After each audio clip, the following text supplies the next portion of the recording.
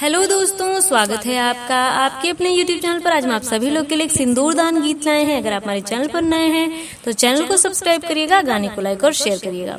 हथवा सिंहोराली है कवन दुल्हे ठाड़ी जी, हथवा सिंहोराली है कवन दुल्हे ठाड़ी जी, मंगिया उघार धन करी सेनुर दान जी, मंगिया उघार धन करी सेनुर दान जी।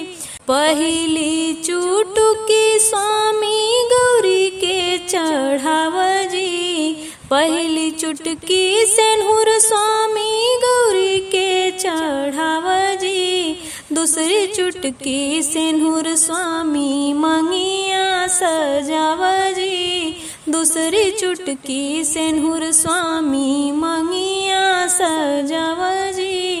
मंगिया सजावत दुल्हे बोलई ऐसन बात जी, मड़ाई में बेटी रोई आँखी ढूरई आंसू जी, मड़ाई में बेटी रोई आँखी ढूरई आंसू जी।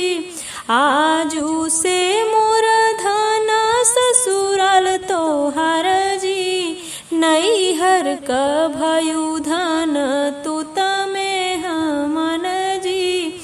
आजू से मोरी धन ससुराल तोहार जी, नैहर का भयु धन तू तमे हमन जी।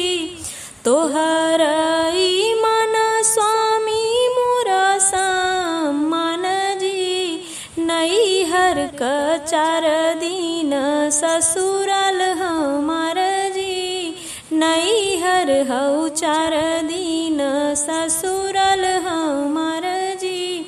मंगिया सजाई स्वामी सिंहोरा पकड़ावई जी, मंगिया सजाई स्वामी सिंहोरा पकड़ावई जी। जिंदगी बीतौब स्वामी फिरी पहिराय जी, जिंदगी बीतौब स्वामी तबै